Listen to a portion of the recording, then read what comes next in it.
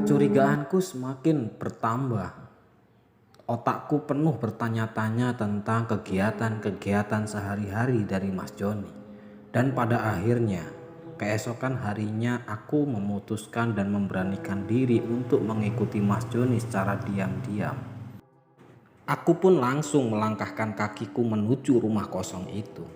"Mas, kamu itu ngapain di situ? Kerjaan kamu kayak gini, pantesan semua harta benda dan khususnya semua peninggalan-peninggalan bapak dan ibumu itu habis. Walah, seperti ini kegiatanmu." Refleksku marahi Mas Joni seketika. "Kamu ngapain dek di sini? Sana-sana pulang." Mas Joni pun langsung dia tersulut emosi dan memarahiku balik, bahkan menyuruhku untuk pulang. Enggak Mas. Aku sekarang sudah tahu kalau kegiatanmu di sini ternyata seperti itu. Pokoknya aku minta pulang sekarang juga. Aku minta dibalikin ke orang tuaku sekarang juga. Udah, sana kamu pulang. Nanti kita bicarakan baik-baik di rumah, ujar Mas Joni marah kepadaku. Kemudian aku pun langsung bergegas meninggalkan rumah dengan keadaan yang begitu kecewa dan sedih. Assalamualaikum warahmatullahi wabarakatuh. Untuk teman-teman dimanapun berada, semoga selalu dalam lindungan Allah, dijauhkan dari segala mara bahaya, dan dimudahkan dalam segala urusannya.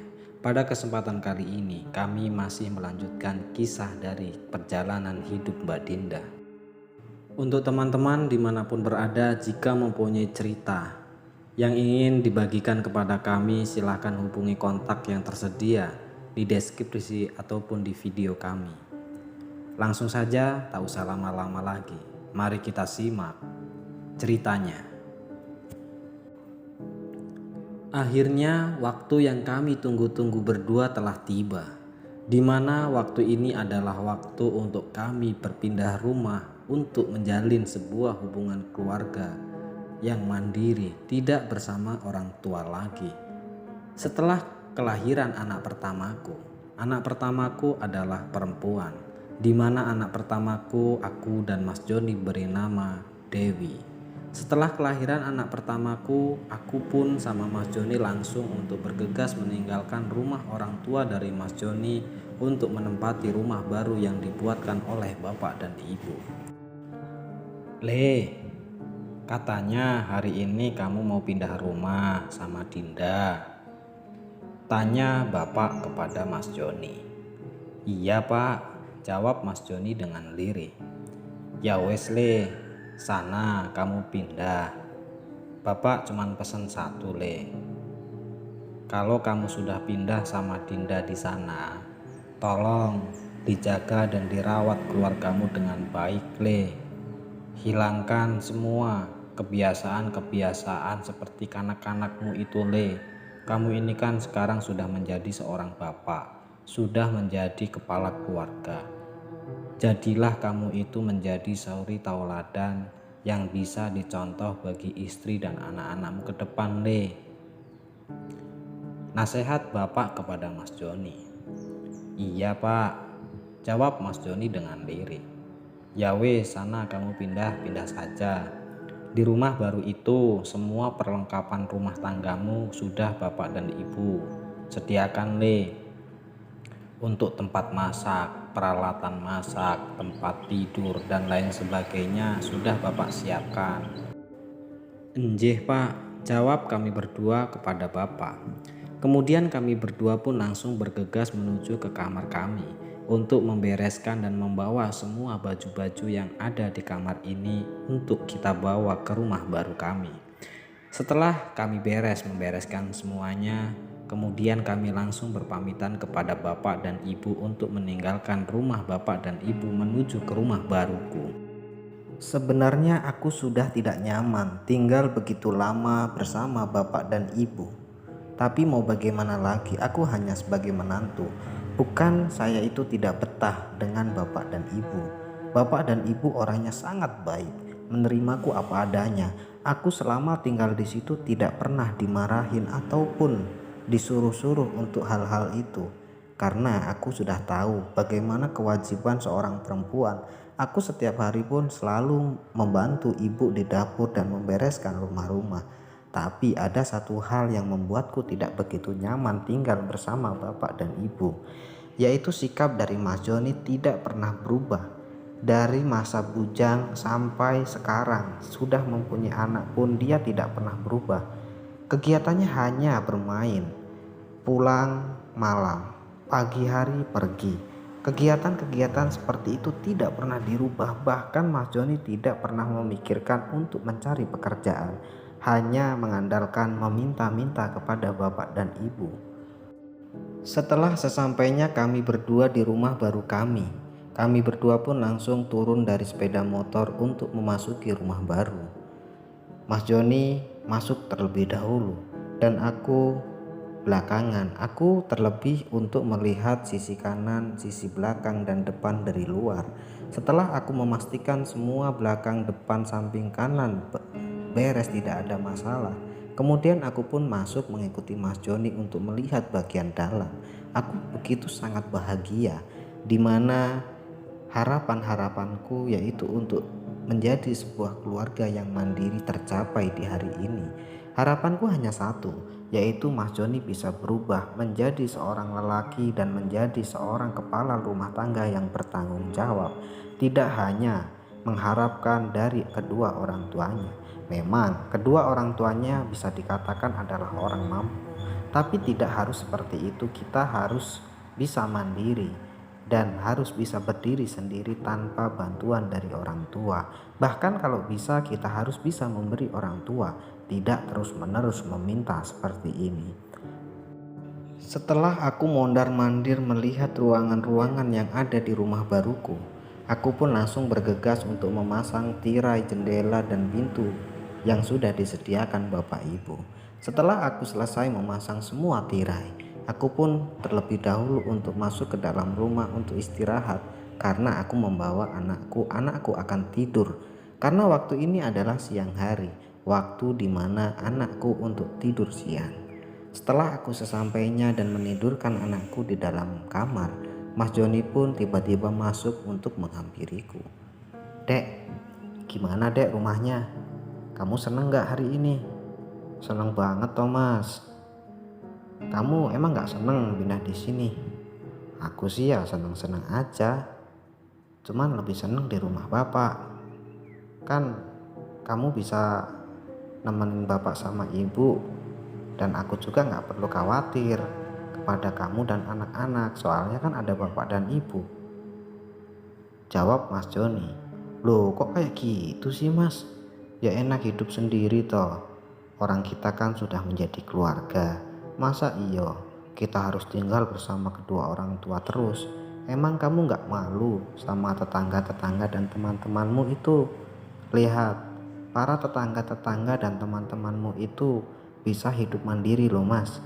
Dia bisa membuat rumah sendiri tanpa meminta dan diberi dari orang tua. Memang sampai itu gak punya keinginan untuk memberi orang tua toh Mas?" "Ya pengen sih dek, cuman kan aku mencari kerja gak pernah dapet." "Emang kamu itu pergi kemana aja sih Mas? Setiap pagi sampai malam hari bahkan tidak pulang. Kamu sebenarnya pergi kemana? Kamu itu ngapain di sana Mas?" Tanya aku kepada Mas Joni untuk tahu kegiatan-kegiatan dari Mas Joni.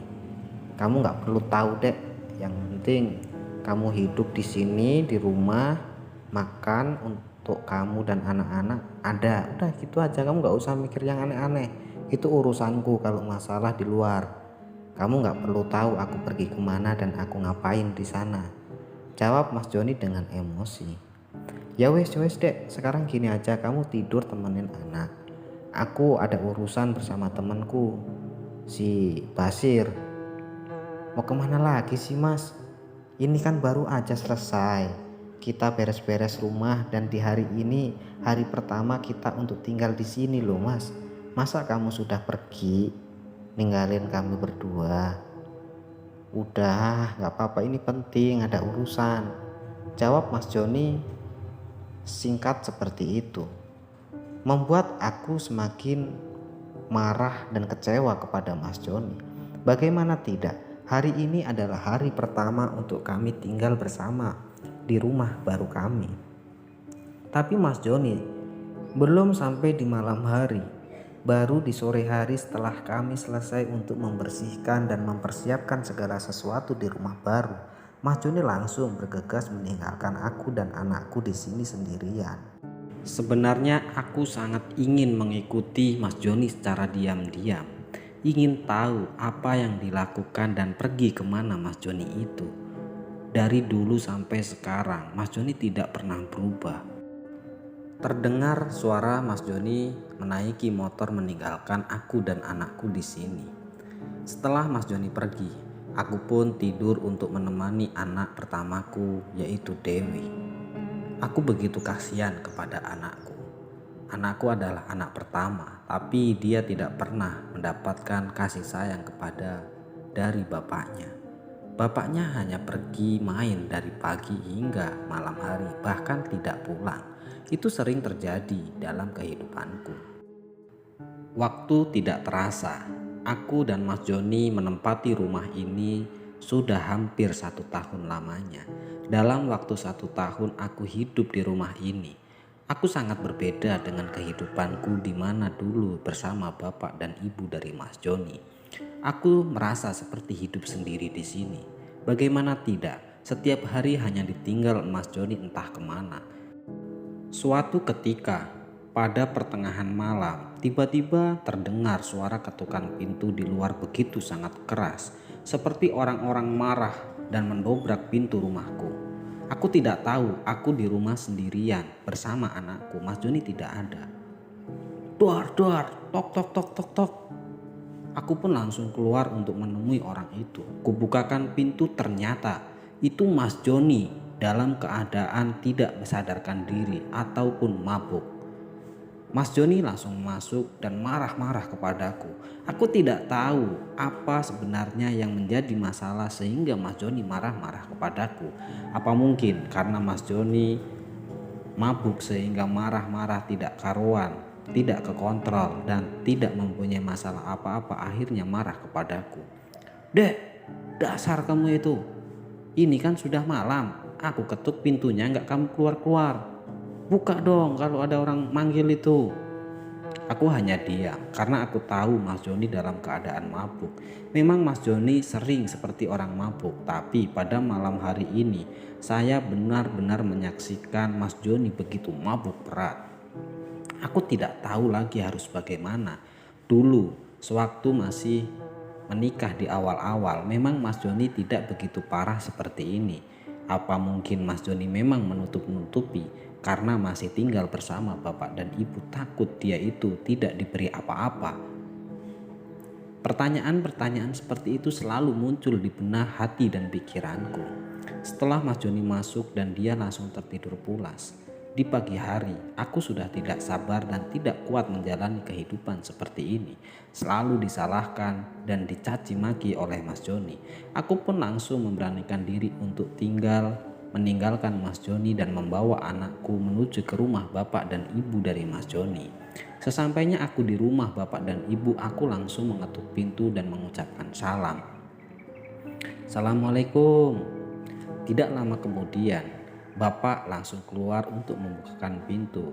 Waalaikumsalam. Oh alah duk, masuk duk. Kok kamu sendiri? Joni kemana? Mas Joni masih tidur pak. Oh alah cepat masuk. Bapak pun langsung menyuruhku untuk masuk dan duduk. Setelah aku duduk dan bapak pun duduk di sampingku, bapak langsung bertanya kepadaku, "Ono apa duk, kok kamu udah pagi-pagi kayak gini udah kesini?" "Ini gini pak, maaf sebelumnya pak.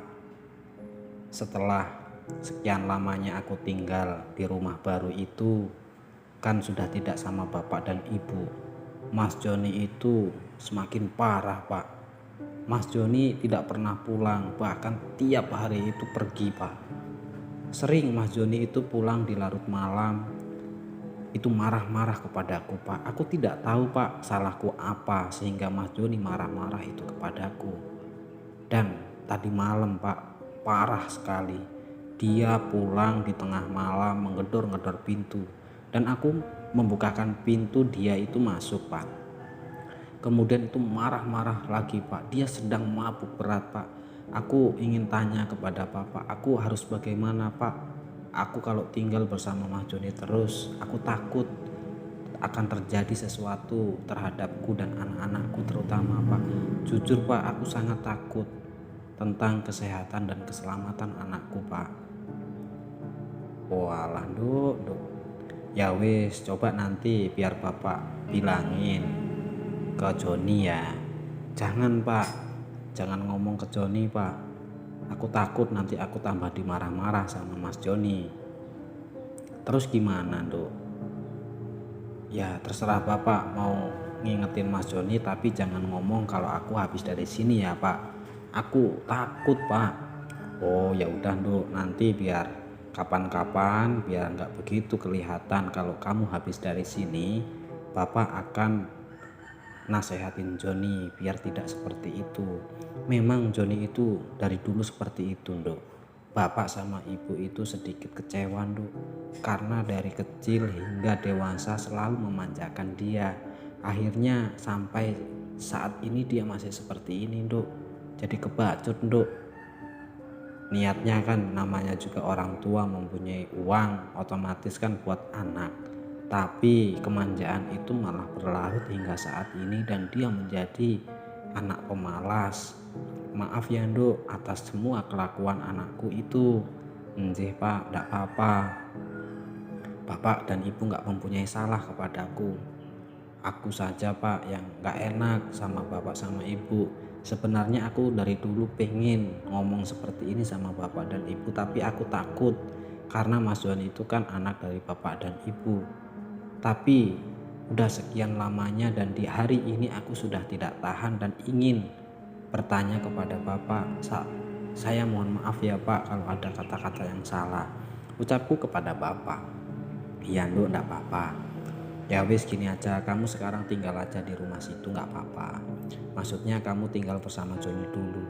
Kalau Joni masih marah-marah biarin aja, nggak usah kamu ladenin. Takutnya nanti Joni tambah marah dan tidak kekontrol. Nggih Pak, jawabku dengan lirih. Setelah sesaat kemudian bapak dan ibu menasihatiku panjang lebar. Kemudian aku langsung bergegas untuk pulang kembali ke rumah. Aku takut jika Mas Joni tahu kalau aku habis dari rumah bapak dan ibu. Aku secara diam-diam pergi ke rumah bapak dan ibu. Setelah sesampainya di rumah, Mas Joni masih belum juga terbangun dari tidurnya. Memang ketika Mas Joni lagi tidur, mau seberapa lamanya Mas Joni itu tidur, aku tidak pernah membangunkan dia untuk bangun tidur, untuk melakukan pekerjaan dan ini itu. Aku selalu membiarkan Mas Joni karena aku takut jika nantinya akan terjadi apa-apa terhadapku dan anak-anakku. Seketika Mas Joni bangun dari tidurnya. Aku pun masih di dapur untuk menyiapkan masakan, untuk menyediakan makanan untuk Mas Joni dan anak-anakku. Mas Joni bangun langsung menuju ke dapur dan bertanya kepadaku, "Dek, kamu itu habis dari mana? Kok jam segini masih baru masak?" "Gak kemana-mana Mas, tadi aku ngajak anak muter-muter, dia minta pengen beliin jajan." "Beliin jajan kok lama banget? Sampai jam segini kamu belum masak?" tanya Mas Joni dengan keadaan marah kepadaku. "Iya Mas, maaf Mas," jawabku dengan lirih dan meminta maaf kepada Mas Joni. "Dah cepat segera kamu masak, aku udah lapar ini." Mas Joni pun membentak-bentakku. Aku pun tidak sabar dan tidak kuat selalu dibentak dan diperlakukan seperti ini sama Mas Joni. Aku pun langsung memberanikan diri untuk bertanya kepada Mas Joni, "Mas, kamu itu yang harusnya tahu diri. Kamu itu kan udah tua, kamu itu sudah mempunyai anak dan kamu sekarang sudah tinggal bersamaku di sini, tidak bersama bapak dan ibu. Kamu itu harus menjadi bapak yang baik, tidak seperti ini. Tiap hari pergi entah kemana, pekerjaan kamu apa, aku juga tidak tahu Mas. Aku udah selalu sabar menghadapi kamu itu seperti itu kepadaku Mas. Tapi di saat ini, di hari ini aku sudah tidak kuat Mas. Kalau kamu masih seperti ini, aku minta dibalikin ke orang tuaku, Mas. Jawabku dengan nada marah kepada Mas Joni. Loh, kamu kok malah marah-marah kayak gitu kepadaku? Terus maunya kamu apa? Aku pun langsung terdiam karena takut Mas Joni berlarut-larut marah kepadaku dan tidak kekontrol. Ya udah, sekarang aku mau pergi. Udah, gak usah masak-masakin buat aku. Mas Joni marah dan langsung pergi meninggalkan rumah aku dan anak-anakku di rumah. Setelah Mas Joni meninggalkan rumah entah kemana, akhirnya aku karena sangat sedih dan kecewa terhadap perilaku Mas Joni kepadaku, aku dan anakku langsung pergi ke rumah orang tuaku. Memang dari dulu setelah menikah sampai saat ini, aku jarang sekali pulang ke rumah orang tua karena tidak diperbolehkan sama Mas Joni untuk pulang. Di sisi lain, karena rumahnya memang tidak begitu jauh, tapi jika kita jalan kaki memerlukan waktu dan energi yang begitu luar biasa. Akhirnya di hari ini aku untuk memberanikan diri untuk pergi ke rumah orang tuaku. Aku tidak menghiraukan jika nanti Mas Joni akan marah-marah kepadaku ketika dia pulang ke rumah aku dan anakku tidak ada di rumah. Aku sudah tidak menghiraukan. Akhirnya, seketika setelah aku masak dan selesai masak, aku langsung menyuapi anakku. Di mana anakku saat ini adalah usianya menjelang 2 tahun. Sudah begitu lama aku menjalani rumah tangga bersama Mas Joni. Tapi dalam waktu 1 tahun ini, aku selalu disia-siakan dan selalu dimarah-marahi tanpa alasan. Akhirnya aku mengajak anakku untuk pergi ke rumah orang tuaku. Setelah sesampainya aku di jalan, akhirnya bertemulah dengan orang yang begitu baik. Sebut saja dia adalah Pak Gatot.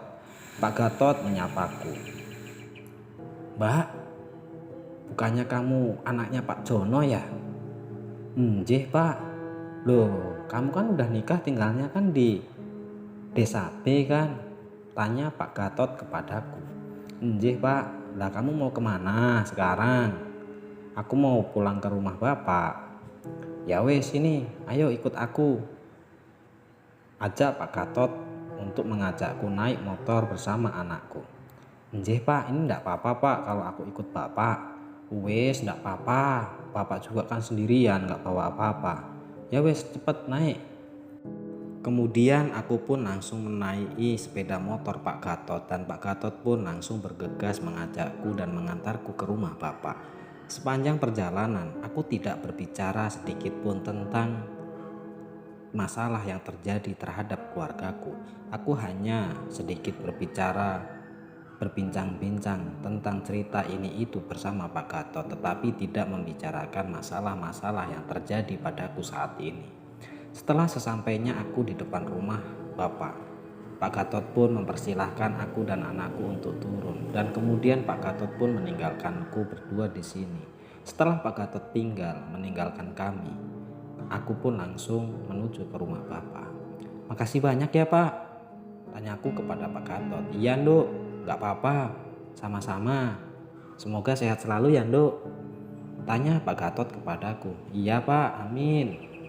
Kemudian aku langsung bergegas menuju ke rumah Bapak. Terlihat rumah Bapak tertutup. Apa mungkin Bapak kerja sama ibu ya? Dan adik-adik masih sekolah. Kan ini masih jam 11 siang. Tanyaku dalam batinku. Coba dulu masuk dulu ah.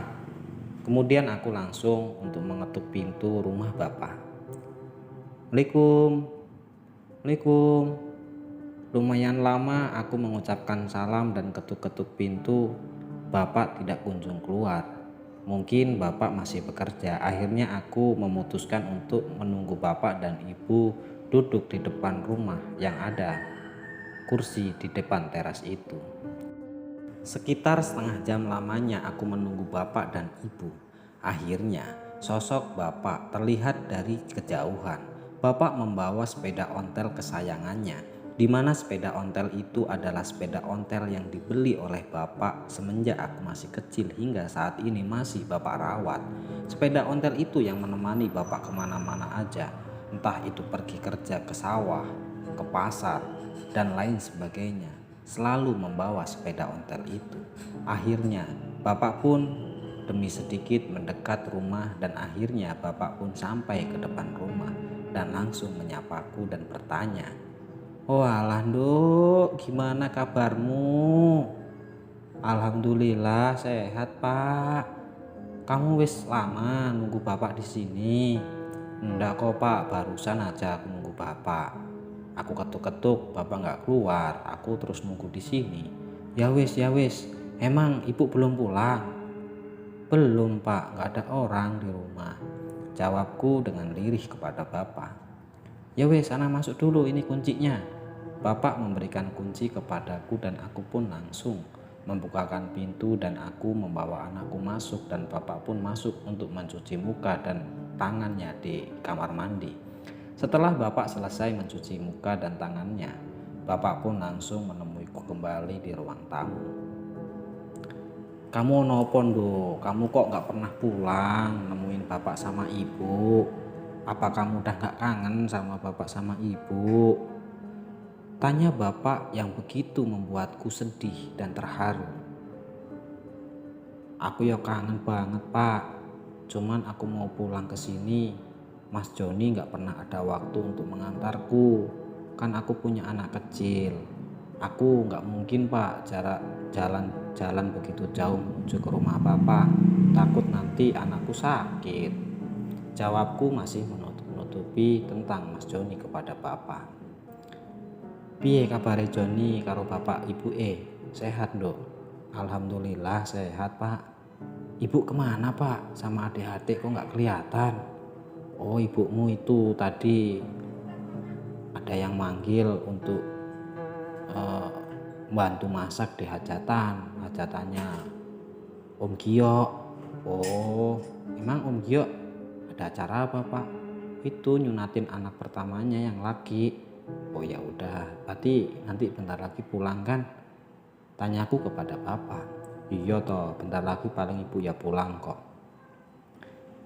Gimana? Kamu udah makan belum?" "Udah Pak tadi." "Terus kamu kesininya naik apa? Jalan kaki?" "Iya Pak, tadi aku dari rumah jalan kaki. Paling sekitar 100 meter jalan kaki.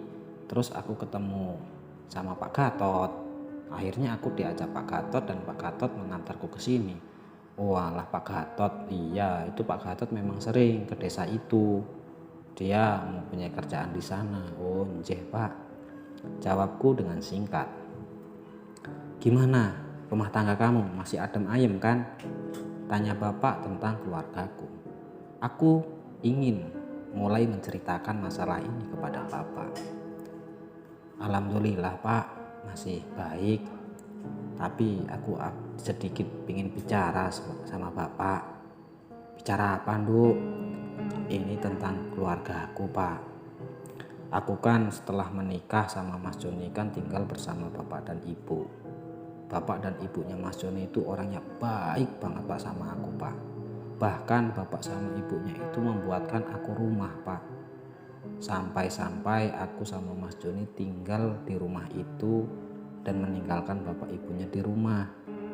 "Terus gimana lagi Nduk?" "Tapi Pak, setelah aku tinggal di rumah baru yang dibuatkan bapak sama ibu, Mas Joni itu semakin parah Pak perilakunya kepada aku Pak.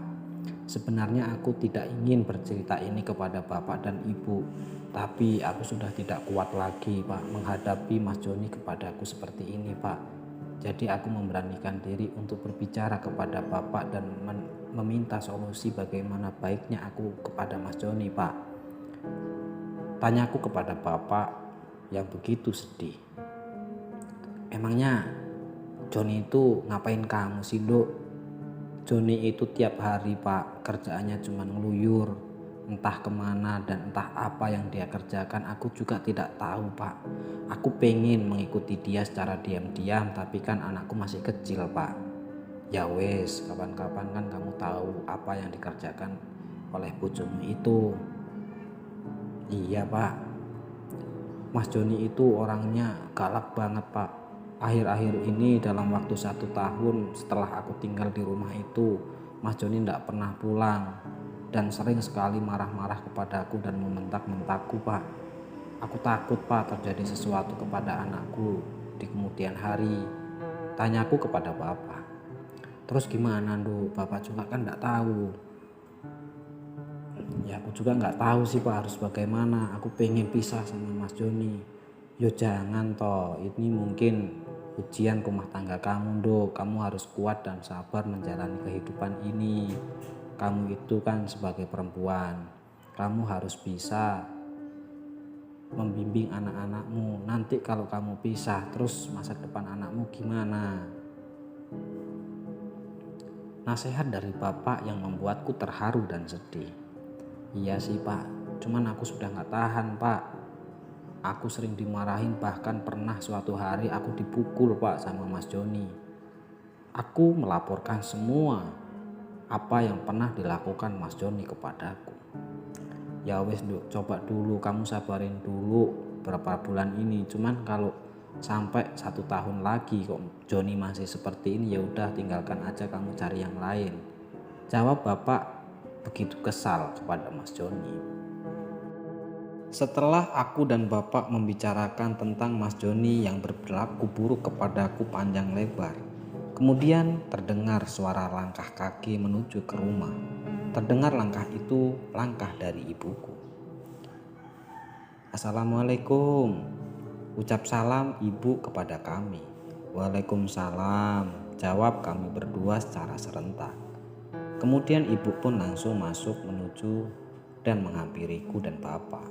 Setelah sesampainya dan ibu pun langsung duduk dan bertanya kepadaku. Ono pondok, tumben kamu kesini? Tanya ibu secara tiba-tiba kepadaku. Ndak apa-apa, Bu. Mungkin ibu tahu mataku lembab karena aku telah menangis setelah membicarakan hal-hal ini kepada Bapak. Kok mata kamu kelihatan lembab gitu sih, Nduk? Kamu habis nangis ya? Tanya ibu yang begitu sedih melihatku. Enggak, Bu, ini aku kena debu di jalan tadi. Aku sengaja menutup-nutupi ini kepada ibu, biar Bapak yang bercerita kepada ibu, karena aku sudah tidak sanggup lagi menceritakan tentang kehidupan keluargaku kepada ibu. Aku sangat tahu perasaan Bapak dan Ibu setelah aku menceritakan semua ini kepada Bapak.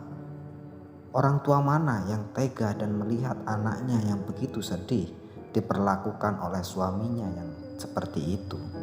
Mungkin jika itu terjadi ke semua anak-anak dari orang tua, pasti orang tuanya tidak akan terima. Tapi berbeda dengan Bapak. Bapak selalu menasihatiku untuk selalu bersabar sebentar, menunggu perubahan-perubahan yang dialami oleh suamiku itu. Bersambung. Kita lanjutkan di episode selanjutnya di waktu yang akan datang. Saya ucapkan terima kasih banyak kepada teman-teman yang selalu menyupport kami. Semoga amal kebaikan teman-teman dibalas oleh Tuhan Yang Maha Kuasa dengan hal-hal yang lebih bermanfaat dalam kehidupan teman-teman semua. Saya akhiru qouli, wassalamualaikum warahmatullahi wabarakatuh.